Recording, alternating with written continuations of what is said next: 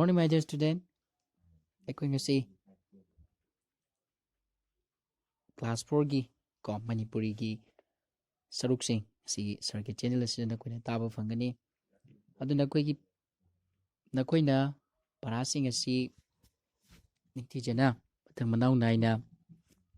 yamna thawai hakchang yauna isa gi para sing asi ko yengba mathok tai ko loina na para sing asi yengbaga loina na koigi para sing asida yauriba nunggi oiba wahanthok amasung koigi paragi maning de yauriba nainabagi question answer se sisu ningthi jana khangadabani ko loina na nainabagi saruk nataba koigi heng larik manunggi oiba sing asisu koina ningthi jana khangba mathok tai aduna ngasi gi oina de akoigi class 4 gi ahanbagi para haitare ko ahanbagi saruk ahanba para ahanba latam ko para mamingna ima Manipur haibase koi ngasi sarna taklake nakoi munna tasi ko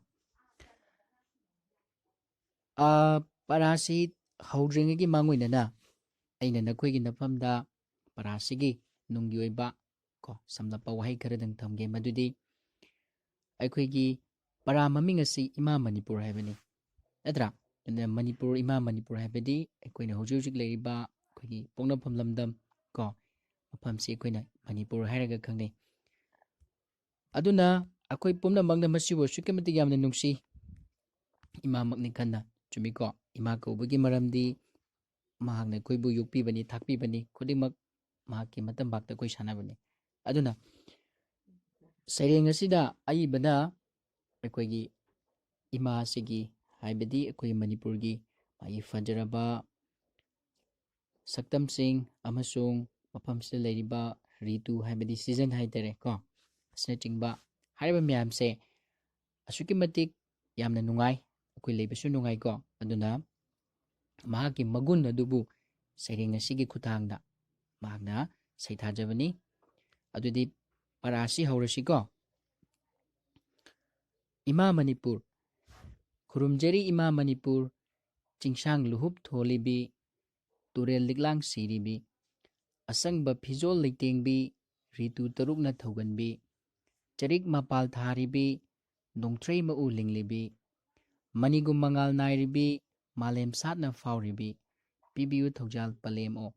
amukasu hana hairake khurumjeri ima Manipur ko ima Manipur sibu mahagna khurumjeri ba adegi mung mathangdana kare chingsang luhup tholibi haibigi arthadi akoi Manipur si koigi geographically oina haitare koigi ching mayam sina ikoi koina leiba mafamni aduna koigi mahaki mafamsi chingsang singsina luhup oina luhup haibsi kokto upidana aduna koigi Manipur gi akoi basi ko chingsingna koshili turel liklang siribi liklang haibdi kanu lik haibani ko makhal yamna fajaba koi lik paring mayamna siba haibigi arthadi koi Manipur da suki matik makhal yamna turel kya chelib asangba fijol leitengbi asangba fijol haibadi greenery haibani haibigi arthadi mahi marong se suki matik matam chupada sangduna asangba haibasi akoigi nungaibagi khudamni ko aduna mahi marong se ningthi jana pali ko hawi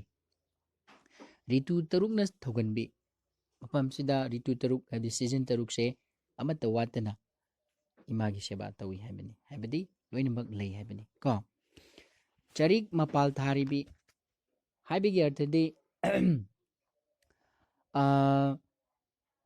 ku charik haibsi keno lik akoigi ka haite awangman napi makhalamani ko mapal tharibi ko napi singsi awang napi sing sigi koigi fajaraba saktam sing adegi nongthrei ma ulinglibi hai nongthrei habsi kaino koigi mahaki mahise napi nagi haitere sorry magi mahisina koi nagi leiting oina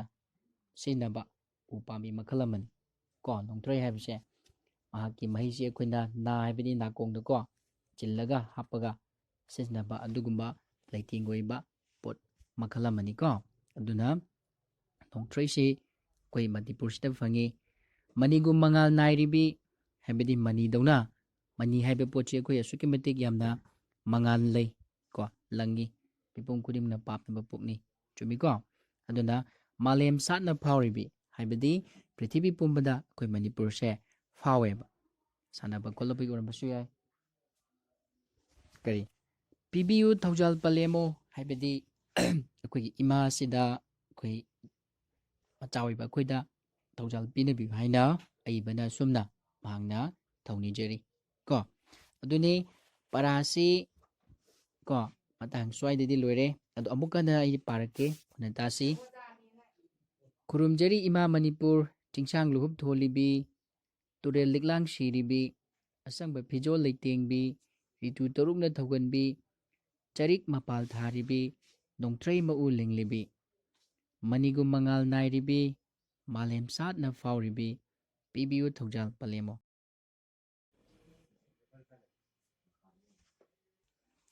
matangi lamai dong phaktuksi next page ta ko dong yori besruk tum yengsi aruba wahai gi wahan thokni parasita yoriba khoi wahai khara aruba wahai sing hai tere adugi wahan thokni ahan beda luhup haibani luhup haibadi karino akoi gi akana thau singi kokta upnaba mamal leiraba kogeni luhup haibadi koi gi kokta upnaba yamna mamal leiba adugumba koget makhala mani ko koget liklang haibadi mamal yamlaba fajaba lik pareng haibani ko ritu hairagana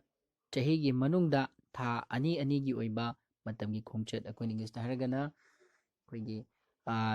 leidana ko season koigi summer winter autumn sine chungba myam leidana dumain tawdana adugumba chahida koigi taruk leiri tu taruk si tha ani ni khaidoga ani ni toraga sumaina toraga punna taruk neba charik habedi mahina lig oinaba awangba napi makhalamani haibedi haujiki hariba napi se sigi mahi haibmagi fruitina koina lig oina sizinaba yariko mathangda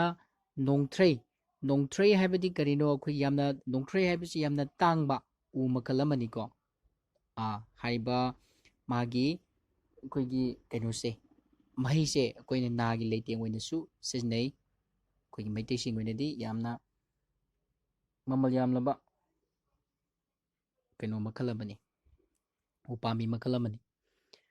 palem haibadi ima haibani mani haibadi arangba matik mayai chenba akhoi nung makal amani matik mayai haibadi yamna powerful oibako adugumani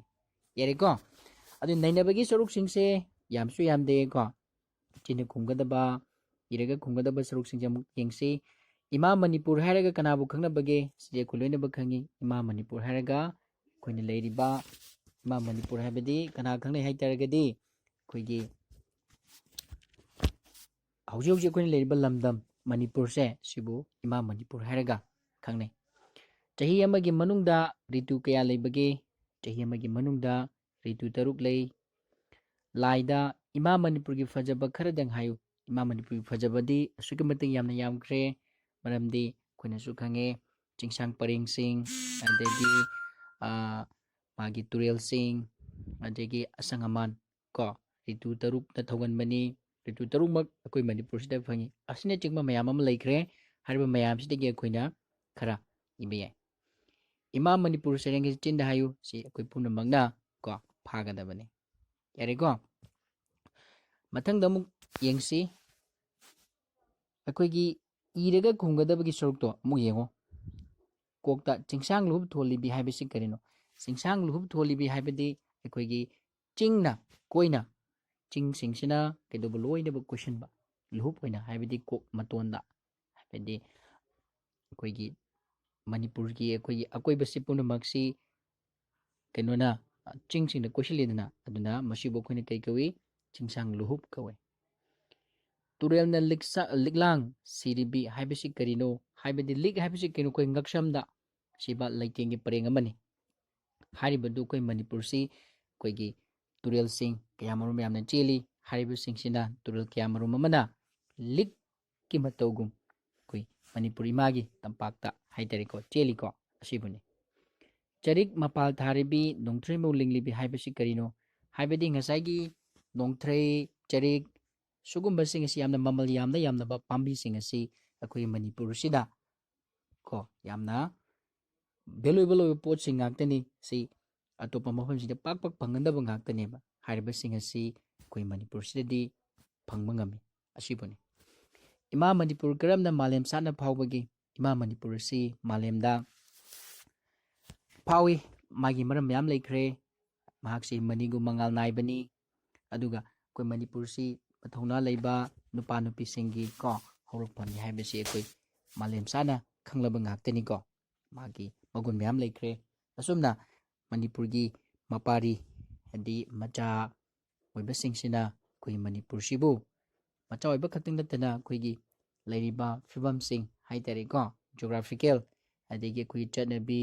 cultural ꯁꯤꯒꯨꯝꯕ ꯃꯌꯥꯝ ꯑꯁꯤꯅ ꯑꯩꯈꯣꯏ ꯃꯅꯤꯄꯨꯔꯁꯤꯕꯨ ꯃꯥꯂꯦꯝꯗ ꯁꯛ ꯇꯥꯛꯏ ꯌꯥꯔꯅꯤꯀꯣ ꯑꯗꯨꯗꯤ